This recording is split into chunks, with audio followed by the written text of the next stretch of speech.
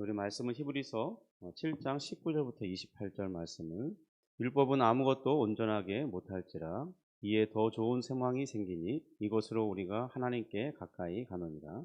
또 예수께서 제사장이 되신 것은 맹세 없이 된 것이 아니니 그들은 맹세 없이 제사장이 되었으되 오직 예수는 자기에게 말씀하신 이로 말미암아 맹세로 되신 것이라.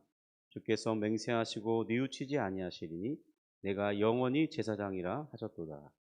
이와 같이 예수는 더 좋은 언약의 보증이 되셨느니라. 제사장이 된 그들의 수요가 많은 것은 죽음으로 말미암아 항상 잊지 못함이로되 예수는 영원히 계심으로 그 제사장 직분도 갈리지 아니하느니라. 그러므로 자기를 힘입어 하나님께 나아가는 자들을 온전히 구원하실 수 있으니 이는 그가 항상 살아계셔서 그들을 위하여 간구하십니다. 이러한 대제사장은 우리에게 합당하니 거룩하고 악이 없고 더러움이 없고 죄인에게서 떠나 계시고 하늘보다 높이 되시니라. 그는 저 대제사장들이 먼저 자기 죄를 위하고 다음에 백성의 죄를 위하여 날마다 제사 드리는 것과 같이 할 필요가 없으니 이는 그가 단번에 자기를 드려 이루셨습니다. 율법은 약점을 가진 사람들을 제사장으로 세웠거니와 율법부에 하신 맹세의 말씀은 영원히 온전하게 되신 아들을 세우셨느니라. 아멘. 예수 그리스도께서는 우리에게 이 거룩한 신분을 얻게 하셨고 또 그 신분에 부합하는 성품이 되어 가도록 완성해 가시는 데 있어서 이 땅에서 단 한 번의 속죄 제사의 제물이 되셔서 우리의 구속을 성취해 주셨습니다. 그리고 이제 그는 대제사장으로서 부활하셔서 하늘 보좌 우편에 앉으시고 우리의 구원이 완성되기까지 주님께서는 지금도 우리를 위해 일하고 계신다. 이렇게 말씀드렸습니다. 바로 그 일하심을 우리는 중보라고 합니다. 점진적인 이 성화의 완성을 위해서 그리스도께서는 하나님 우편에 앉아 계신 이 대제사장으로서의 모든 상황을 우리를 위해 우리를 모든 상황에서 우리를 온전히 구원하신다. 이렇게 말씀드렸는데요. 오늘은 그 나머지 부분에 대해서 살펴보려고 합니다. 지난 토요일에 주님께서 천상에서 우리를 위하여 하시는 그런 사역을 중보라고 말했고 무엇이 중보의 개념이 아닌지를 세 가지를 들어서 살펴봤었습니다. 네, 25절입니다. 그러므로 자기를 힘입어 하나님께 나아가는 자들을 온전히 구원하실 수 있으니 이는 그가 항상 살아계셔서 그들을 위하여 간구하십니다. 우리는 이 천상의 보좌에 앉으신 그리스도와 주님께서 우리를 위하여 하시는 이 중보 사역을 바라보면서 우리가 받은 이 구원이 반드시 완성될 것임을 확신할 수 있게 되는데요. 오늘은 그 구원의 확신의 근간이 되는 바로 이 중보에 대해서 살펴보겠습니다. 중보는 우선 하나님께서 우리에게 향하는 일방적인 행위를 말합니다. 중보는 아들이 이 아버지를 향한 행동이 아니라는 거예요. 도리어 그리스도께서 우리를 향한 직접적이면서 일방적인 그런 행하심, 그것을 가리켜 중보라 합니다. 우리는 지금껏 이 중보를 생각할 때 우리 하나님 아버지를 향한 아들 하나님의 사역이라고 생각해 왔습니다. 저도 얼마 전까지만 해도 그렇게 생각을 했어요. 물론 우리가 예수님의 역할을 대신하여 중보기도 한다고 우리가 중보기도 할 수 있다. 그런 것에 대해서는 반대 입장이 분명했지만 중보는 기도를 말하는 것이라는 그 생각을 했다는 겁니다.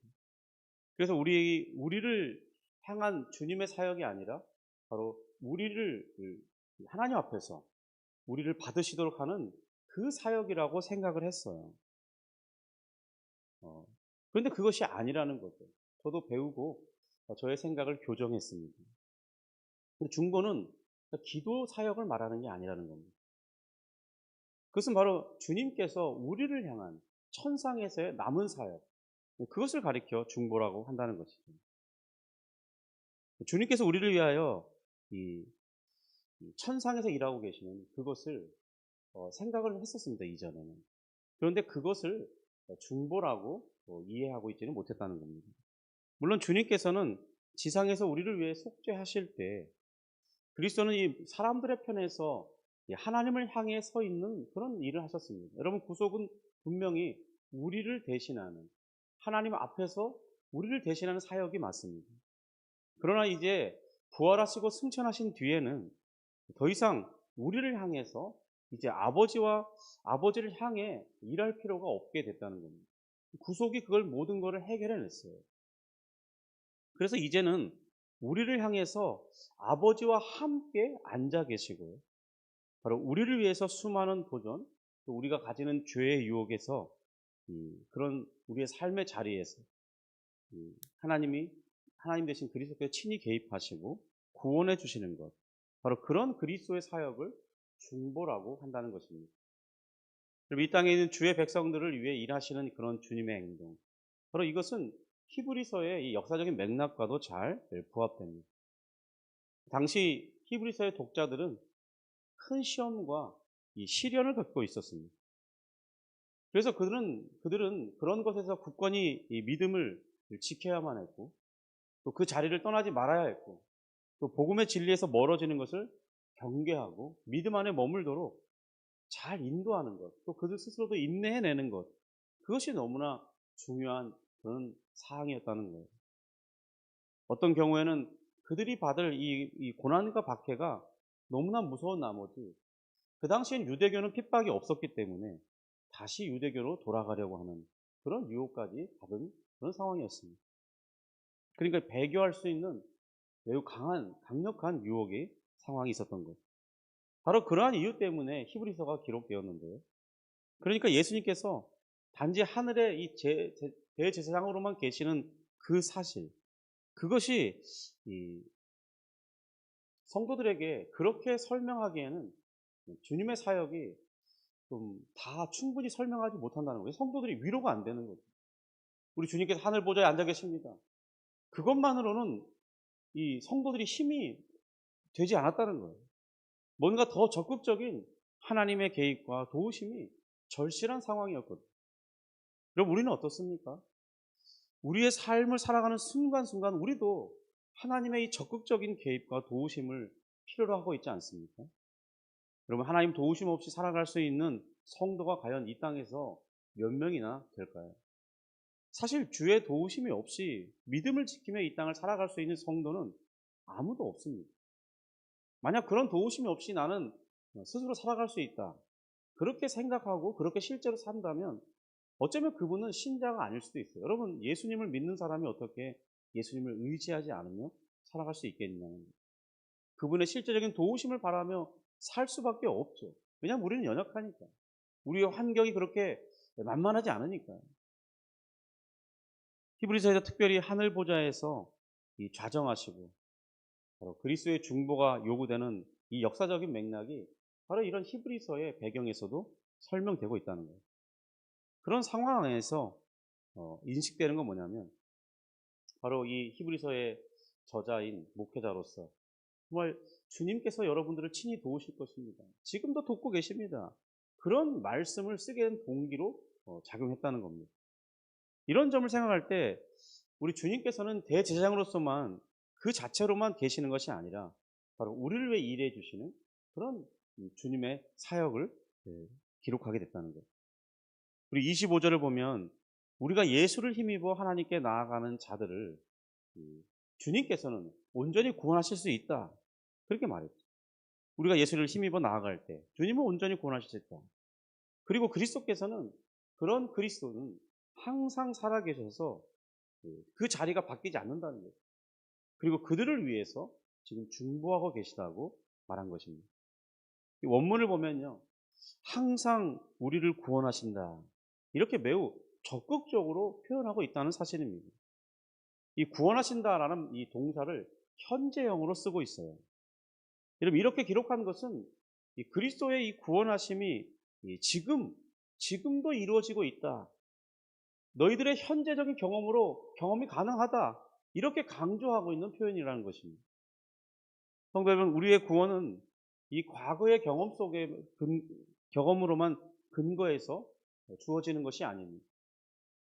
그러니까 우리의 죄를 용서해 주시기 위한 근거로서 예수님 자신이 단 한 번의 희생 제물로 자신을 내어 주신 이 속죄의 사건, 이 거룩한 피를 흘려 주신 그 사건, 그것이 우리를 구원하셨죠. 그러나 그런 이 구원의 경험이 그때의 그 속죄 사역으로만 멈춰 있는 것은 아니라는 것입니다. 우리 주님의 구원은 계속해서 이 우리의 이 생애 중에 반복해서 일어나는 실제적인 그런 경험의 영역이라는 겁니다. 그래서 이렇게 말하는 거예요. 항상, 언제나 구원해 주실 수 있으시다. 그렇게 표현하고 있는 거죠. 여러분, 이 문장에 대해서 이 공동 번역본 성경을 읽어보면 이 구절만큼은 이 본문이 의도한 대로 잘 번역했다고 보여집니다. 그래서 한번 제가 이 공동 번역본을 한번 읽어보려 하는데요. 이렇게 되어 있습니다. 이렇게 예수께서는 항상 살아계셔서 그들을 위하여 중재자의 일을 하시니 당신으로 말미암아 하나님께 나아가는 사람들을 언제나 구원해 주실 수 있으십니다. 이 번역이 훨씬 우리 이 개역 한글 번역보다, 개역 개정보다 더 잘 번역했다는 거예요. 이 번역본에도 정확히 드러내고 있지만 이 그리스도의 중보가 이 그리스도의 이 현재적 구원의 구체적인 행동으로 제공되어지고 있다는 거죠. 그럼 구체적으로 어떻게 우리를 구원하십니까? 이렇게 물어볼 수 있겠죠. 여러분, 그러면 이렇게 대답할 수 있습니다. 오늘, 지금, 이 시간, 현재, 주님은 과거에서부터 우리를 도우셨던 것처럼 계속해서 쉬지 않고 우리를 도우시는 구원을 행하고 계십니다. 이렇게 대답할 수 있다는 거죠. 그런데 중요한 것은 오늘, 지금, 이 시간, 현재, 여기라는 거예요. 그리고 나를 위해서 주님이 구원하시는 그 일을 행하신다는 것. 여러분, 그 사역을 바로 중보라고 하는 것입니다. 성도 여러분, 지난주 토요일에도 말씀드렸지만은 그리스도의 중보가 우리를 대신하여 아버지께 기도하는 그런 사역이 아닙니다. 그리스도는 지금 다시 하나님으로 높아지신 상태죠. 그가 하나님이 되셨습니다. 이미 하나님이셨지만 다시 하나님으로 높아지셨습니다. 우리는 이 점을 좀 깊이 생각해 볼 필요가 있다는 거예요. 그러면서 말씀을 우리가 읽으면서 말씀을 바르게 해석해야 되는 거죠. 여러분, 분명 그리스도는 한번 자신을 낮추셔서 하나님의 자리를 내려놓으시고 사람이 되신 것이 맞습니다. 그리고 그는 이 땅에서 우리를 위한 속죄 사역을 위해서 죽으셨죠. 그리고 부활하신 몸을 가지셨을 때 이제 그는 영원히 그가 사람의 몸을 입게 되신 것입니다. 여러분, 한번 사람이 되면, 사람의 몸을 가지게 되면 영원히 그는 사람이에요.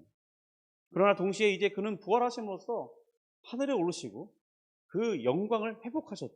원래 그가 하나님이셨는데 다시 하나님이 되신 것입니다. 그러니까 되셨다는 것은 아니었다가 됐다 그 말이 아니라 다시 하나님의 자리를 회복하셨다, 그런 의미입니다. 그러나 그리스도께서는 이와 같이 우리의 몸과 같은 그런 같은 몸을 가진 사람이긴 하지만 그가 하늘로 오르시면서 참되신 하나님의 지혜를 온전히 회복하셨습니다. 그러므로 이제 그리스도는 우리를 위해 더 이상 기도하시는 자, 바로 이 땅에서 우리를 위해서 기도하셨던 그런 역할을 하실 필요가 없다는 거예요. 여러분, 그는 아버지의 모든 뜻을 다 아세요. 아버지 또한 아들의 모든 것을 다 공유하고 있습니다. 그는 심지어 우리에게 있어야 할 모든 것을 다 알고 계시고 아버지도 알고 계십니다. 그러므로 성도들이 그리스도께 간구하는 모든 그 기도에 예수 그리스도께서 직접적으로 응답해 주실 수 있어요. 왜냐하면 그는 하나님이시니까. 그러므로 중보란 현재 우리의 삶에 일어나는 절실한 필요에 대한 도움을 제공하고 우리를 붙들어 주시는 그런 구원의 행위, 실시간 일어나는 사건의 개입이라는 그런 논리를 가리키는 것을 말하는 것입니다.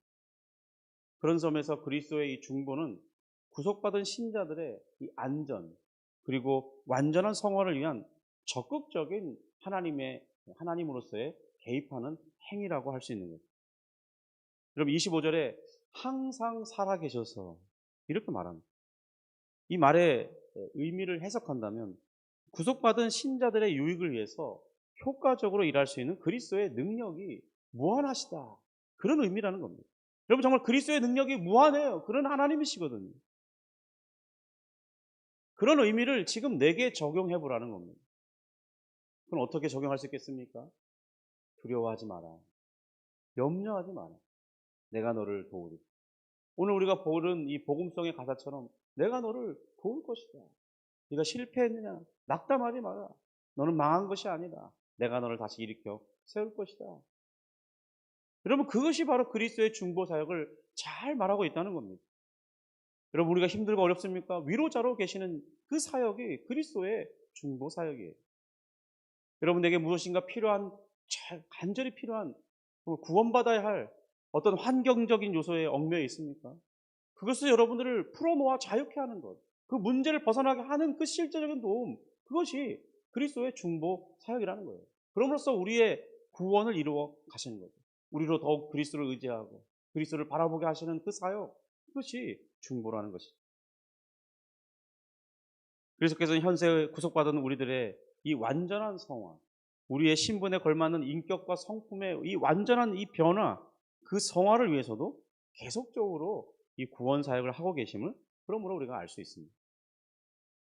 그리스도께서 오늘도 우리를 위해 중보하고 계십니다. 이렇게 말할 때 그 의미를 개인적으로 적용해야 되는 것이죠.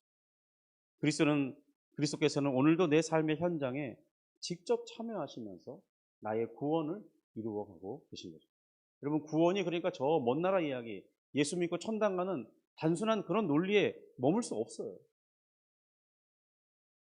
주님께서 그렇게 하시겠다고 하시고 실제로 그렇게 하고 계시죠. 더 이상 하나님이신 그리스도께서 우리를 위해 기도하는 그런 방식으로 일하시는 것이 아니라 이제 그는 하나님으로서 직접적으로 우리를 삶에 개입하시면서 우리의 구원의 완성을 위해 일해 가시는, 그래서 온전히 그가 이루어 주실 것입니다. 여러분, 그렇다면 우리는 이렇게 물어볼 수 있습니다. 그러면 요한복음 14장부터 17장에서 말하는 다른 보혜사로서 이 땅에 오신 우리를 위해 일하시는 성령님의 사역은 과연 무엇입니까? 무슨 차이가 있나요?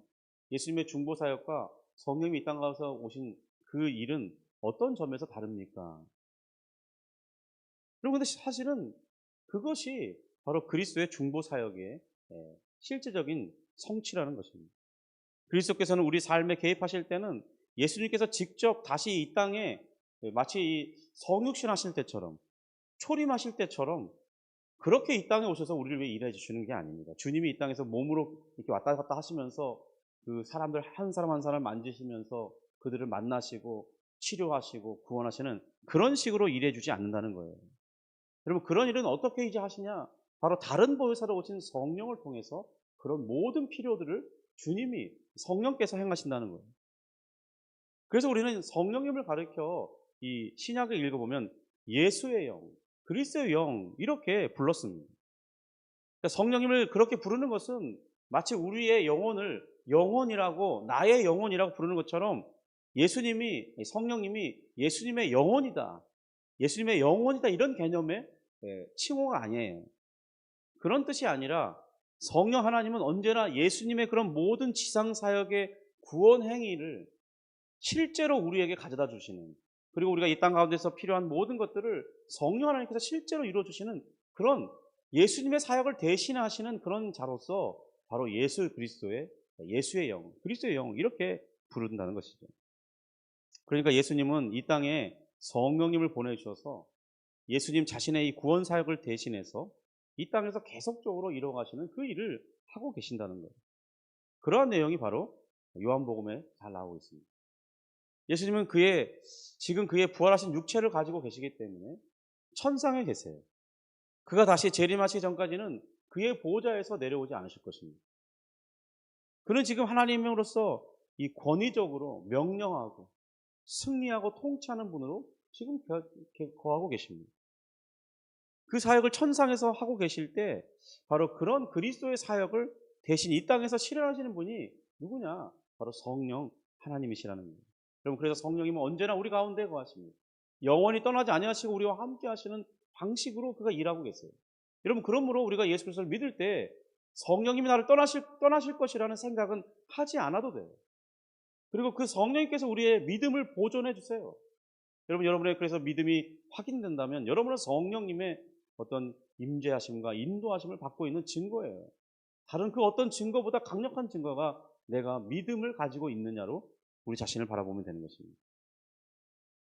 다른 말로 표현하자면 우리를 위한 그리스도의 이 현재적인 구원 사역은 우리 가운데 거하시는 그런 성령 하나님을 통해서 이루어 주신다는 거예요.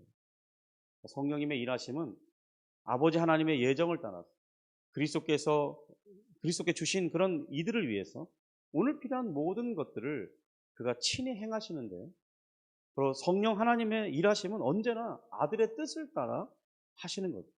그러므로 우리가 그리스도께 간구하는 이 모든 것들이 그리스도의 뜻 안에서 우리에게 이루어질 것입니다.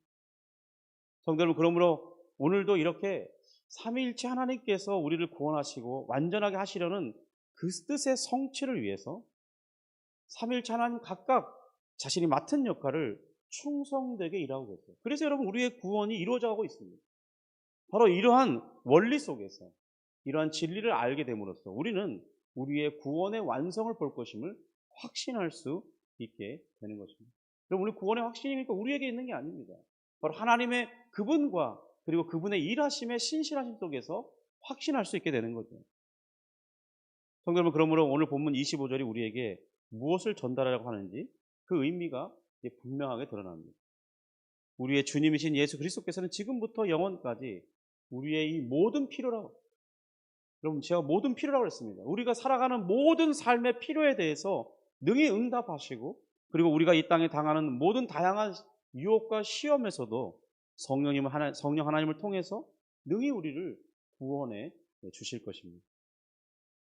여러분, 그리스도의 구속사역이 과거에 있던 그런 것이라면 중보는 현재 우리를 구원하시는 그런 행위인 것입니다. 그리스도의 희생을 통한 이 구속은 우리의 구원의 시작을 위해서 반드시 요구되는 것이었어요. 이제 천상에서 그리스도의 중보 사역은 이제 남은 우리의 구원의 완성을 위해서 요구되는 것입니다. 여러분, 그리스도의 중보가 가능해진 그 이유는 그의 부활하심에 있습니다. 그가 부활하셨기 때문에 하늘에 오르셨고 아버지 앞에 부활한 자신의 몸으로 직접 나타내시고 그리고 보좌 우편에 앉으셔서 지금 우리를 위한 중보 사역을 이루어가고 계시는 것입니다. 여러분, 그러므로 이 그리스도의 중보가 없이는 우리의 구원은 완성되지 않는다는 겁니다. 그리스도께서 중보하기를 멈추시면 그 우리의 이루신 구원은 미완성으로 끝나고 말아요.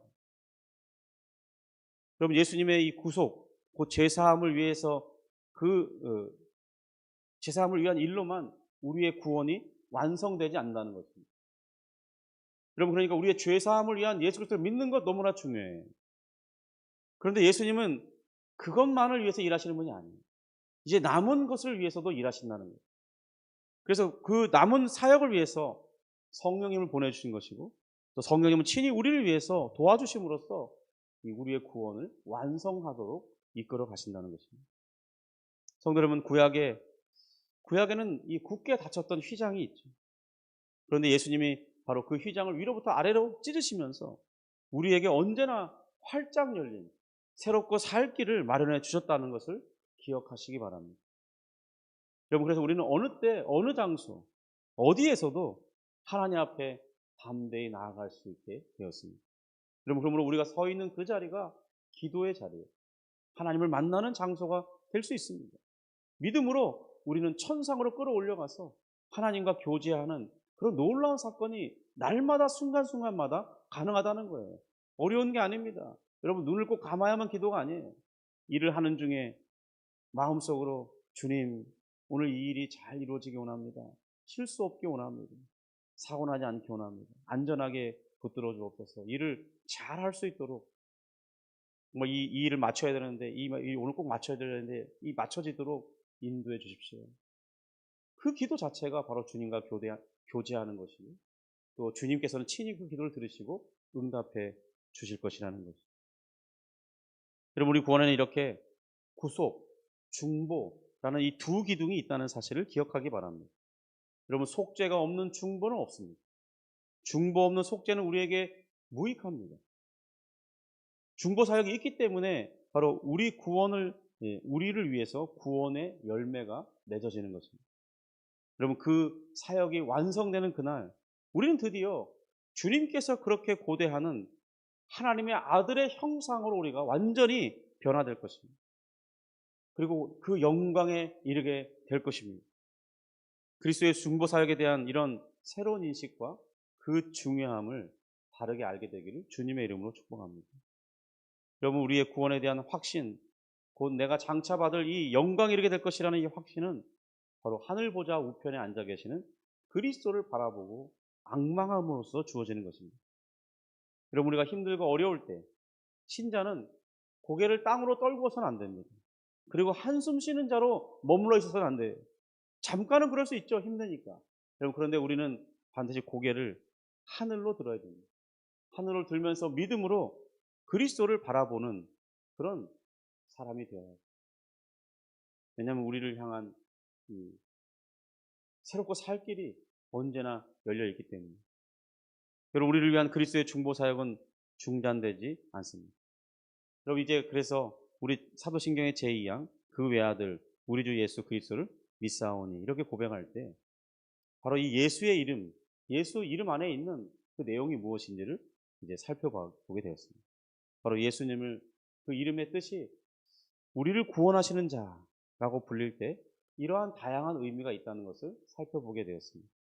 여러분, 이렇게 우리가 늘 예수 이름을 고백할 때 바로 나를 구원하시는, 구속하시고 중보하시는 그분으로 계신다는 사실을 우리가 기억하고 그분 안에서 그분의 이름을 의지하면서 승리하는 우리 모두가 될 수 있기를 주님의 이름으로 축복합니다. 기도하겠습니다. 하나님 아버지, 감사합니다. 오랜 시간 우리 예수의 이름에 가진 의미에 대해서 우리 예수님을 나의 구원자라고 부를 때 그것이 무엇을 의미하는지 살펴보았습니다. 주님, 어쩌면 우리가 다 소화하기 어려운 내용들이 또 기존에 들었긴 했지만 명확하지 않았던 내용들을 다시 한번 살펴봄으로써 우리의 이해를 좀 더 보태고 또 바르고 더 명확하고 확실하게 알 수 있는 기회를 주시니 감사합니다. 주님, 그런 그리스도를 우리가 의지하면서 더욱 힘있게 붙들면서 나를 위해 중보하시는 그 그리스도가 하늘에 계심으로 우리는 더더욱 그 그리스도를 바라보면서 우리의 모든 필요와 우리의 모든 어려움을 주께 호소하며 주께서 친히 도우실 것이라는 확신 속에서 살아가고 실제적으로 주의 성령을 통해서 우리를 도우시는 그러한 일들을 경험하며 살기를 원합니다.